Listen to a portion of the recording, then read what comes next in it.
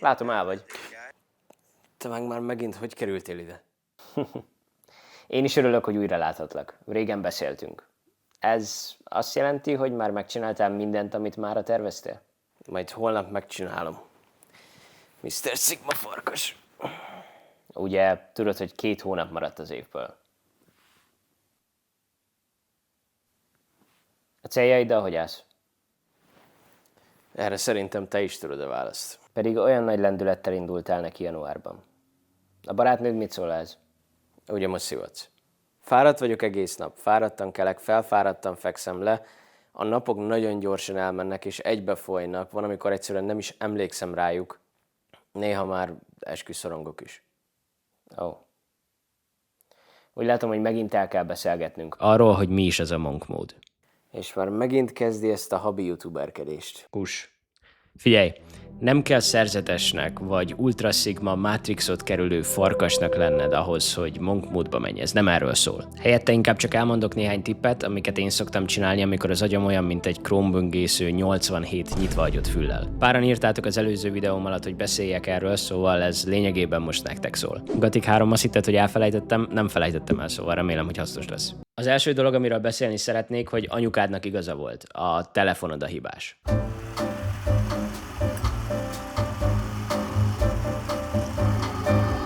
Az első dolog, amit észrevettem magamon, hogy akárhányszor felmegyek Instára, valahogy valamiért utána egyből egy kicsit rosszabbul érzem magam, mint azelőtt. Elkezdem másokhoz, sokkal sikeresebb emberekhez hasonlítani magam. Elkezdem lapozgatni a sztorikat, és látom, hogy éppen buliznak, vagy a Harvardon csinálják a doktori diplomájukat. Nem is beszélve azokról az influencerekről, akiknek minden napjuk macsával, meg fütyörésző napsugarakkal indul. Hogyha nálad is hasonló a helyzet, akkor azt tudom javasolni, amit én szoktam csinálni általában, hogy letörlöm ezeket a közösségi média alkalmazásokat.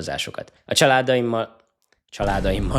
családommal meg a barátaimmal ugyanúgy tudok Messengeren, iMessage-en vagy WhatsAppon beszélni, anélkül, hogy bármiféle content jönne az arcomba állandóan, és ezeken a platformokon tényleg csak beszélgetni tudtok. Vagy esetleg ezeken a közösségi média alkalmazásokon ki tudod kapcsolni az ajánlásokat, ami azt jelenti, hogy akárhányszor felmész, nem egy direkt neked összerakott feedet fogsz látni, hanem általánosságban, ami a platformon van, és az valamilyen szinten unalmasabb, mint a personalizált cuccok. Az elején egyébként én is gondolkoztam, hogy úristen, most le fogok maradni valamiről, de hogyha valami nagyon fontos dolog történik, akkor általában úgyis meg szoktak találni ezek. Szintén ehhez hasonló és nagyon fontos tipp, hogy 1 órával lefekvés előtt ne használj digitális eszközt. Megvannak azok a feminista könyvek, amiket megvettél, hogy el fogod olvasni őket, de csak tele van velük a polc, és egyiket sem nyitottad még ki. Olvasd azokat lefekvés előtt inkább. A második tipp hasonló az előzőhöz, unatkozz.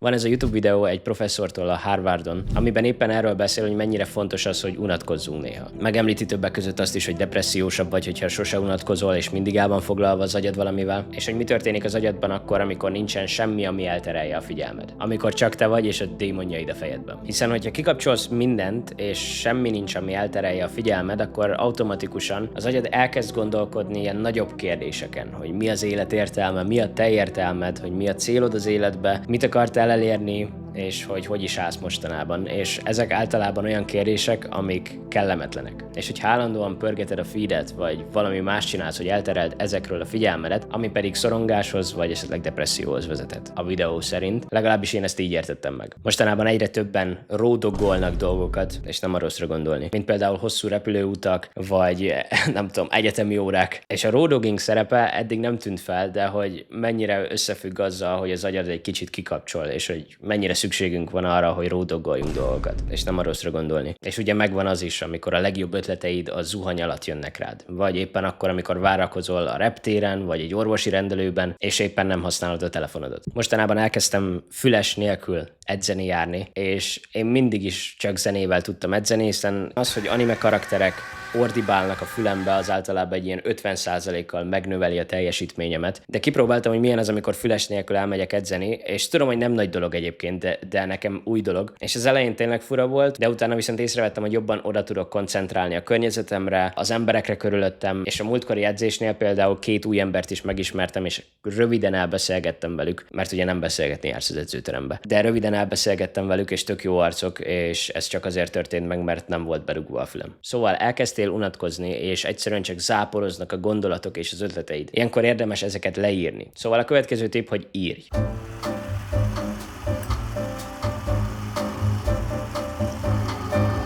És itt most nem örkény egypercesekre gondolok, hanem például arra, hogy naplóz. Nagyon sokan csinálják. Az év elején én is elkezdtem naplózni, de utána valahogy abba maradt. A lényege az az, hogy minden reggel, vagy este, vagy reggel és este leírod a gondolataidat, illetve egyéb dolgokat, amik éppen a fejedben járnak, és ez valahogy segít abban, hogy reflektálj a dolgokra, amik aznap történtek, és csökkentse a szorongásodat. Ilyenkor általában visszanézel a napodra, és leírod, hogy mit csináltál, miért csináltad, mi volt a célja, mit tanultál belőle, vagy bármi más. Amit én általában leírtam, hogy miért vagyok hálás, mik voltak a céljaim az aznap, illetve hogy miért csináltam azokat a dolgokat, amiket csináltam. Például, hogyha van egy nagyon nagy célod 2026-ra, hogy például te lefutsz egy maratont, akkor ez egy nagyon nagy cél. És ami segít a naplózásban, hogy napi szintre le tudod bontani azokat a teendőket, amik ahhoz szükségesek, hogy elérd ezt a célt. Szóval ebben az esetben például minden nap odafigyelsz a kajálásra, akkor leírod, hogy mit tettél aznap, vagy mit fogsz enni aznap, hogy hány kilométert futottál, mennyi idő alatt, stb. Hiszen, hogyha dokumentálod ezeket a kis lépéseket, amik alapvetően nem olyan nagyok napi szinten, ez segít abban, hogy rögzítsd magadban ezeket a kis lépéseket, és hogy hogyan segítenek majd abban, hogy te az év végén lefussd azt a maratont. Ezt valószínűleg egyszerűbben is el lehetett volna magyarázni. Gyors tipp egyébként, hogyha halogatással szenvedsz. Ami nekem a halogatásban segít, az az, hogy egy olyan kis célt tűzök ki magam elé, ami szinte nevetséges. Szóval, hogyha mondjuk írom a szakdogámat, akkor azt mondom magamnak, hogy a mai nap folyamán 2 mondatot fogok írni a szakdolgozatomba. És ahhoz, hogy ezt a 2 mondatot megírjam, le kell üljek a gép elé, meg kell nyissam a Word file-t, stb. És ezek a lépések elindítanak abban, hogy már ott vagy és csinálod, és lehet, hogy megírtad azt a 2 mondatot, de hogyha már ott vagy akkor, és benne vagy a flow-ba, akkor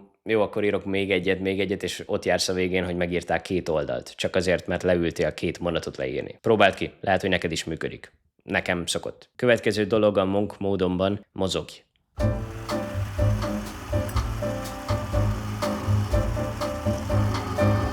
Erről már többször is beszéltem a videóimban, illetve fölösleges nagyon sokat beszélni róla, hogyha nagyon le van fáradva az agyad, akkor egyszerűen szükséged van a testmozgásra. És ezt most nem úgy mondom, hogy órákat a kondiba kell lenned, és elveszi az időt a többi fontos dologtól. És nekem például ez abszolút prioritás, hogy minden nap 30 percet, 1 órát testmozgással töltsek. És most nem azt mondom, hogy IFBB Pro bodybuildernek kell lenned. Egyszerűen csak csinálj olyan testmozgást, vagy olyan sportot, amit tényleg szeretsz. Legyen az foci, tenisz, úszás, stb. A lényeg az, hogy a tested mozog, és az agyad kikapcsol egy kicsit, és odafigyelsz a testi egészségedre. És ahogy az előbb is említettem, próbáld meg a telefonodat nem nyomkodni közben. És hogyha már a mozgásról beszélünk, figyelj oda, hogy mit viszel be a testedbe.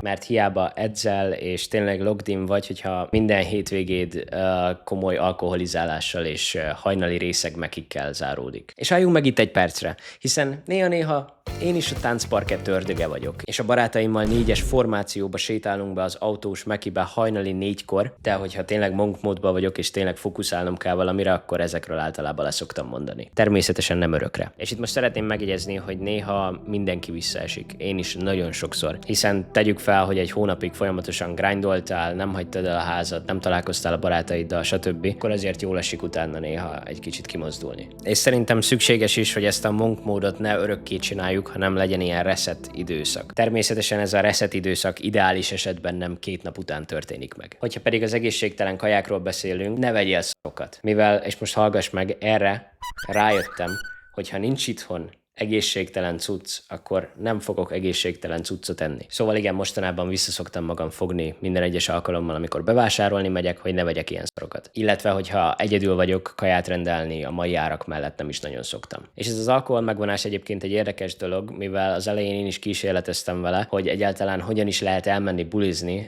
de miután kipróbáltam egyszer és kétszer és 3-szor, rájöttem, hogy én ugyanolyan idióta vagyok. Ugyanúgy tudom élvezni a bulit, ugyanúgy táncolok, ugyanúgy beszélgetek emberekkel, csak a különbség az, hogy másnap mindenre emlékszek, kipihentebb vagyok, és a közérzetem is jobb, és nincsen az az úgynevezett spooky scary. A spooky scary az általában az az érzés, amikor másnaposan szétszorongod az agyad. Nem szeretjük a spooky scaryt. És itt egy nagyon fontos dolog a monk móddal kapcsolatban, hiszen minél hosszabb ideig csinálod ezt, annál inkább egészségtelenebb az, hogy elzárkózol mindentől. És a szerény vélemény véleményem szerint nem is kell elzárkóznod mindentől. És rájöttem arra, hogy időt kell tölteni a szeretteiddel.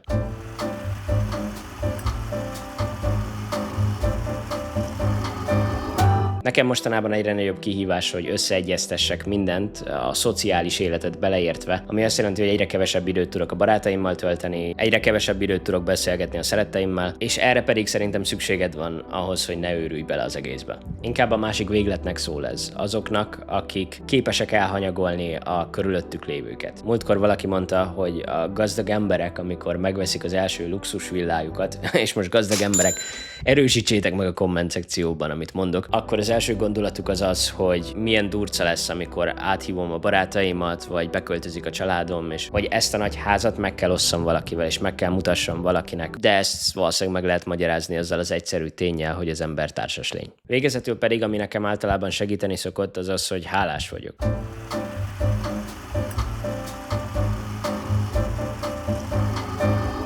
Rendkívül egyszerűen hangzik, és valószínűleg nem mondok újat senkinek. De fontos az, hogy néha belegondoljunk és hálásak legyünk a mostani szituációnkért, hiszen mindez holnapra eltűnhet. És hogyha belegondolsz abba, hogy a legnagyobb problémánk jelenleg az, hogy túl sok időt töltünk a telefonunkon, akkor rájössz, hogy mennyire szerencsések vagyunk. Szóval mostanában egy-egy gyengébb pillanatomban elgondolkozok azon, hogy mennyire szerencsés vagyok, hogy egyáltalán ezek a problémáim, és hogy mennyivel rosszabb is lehetne. Szóval, kezded már érteni? Nem tudom, elég melósnak hangzik ez az egész. Az lehet, de nem is kell az örökké valóságig csinálni. Adj neki mondjuk olyan 21 napot, és utána mondd el, hogy érzed magad. Na jó, legyen.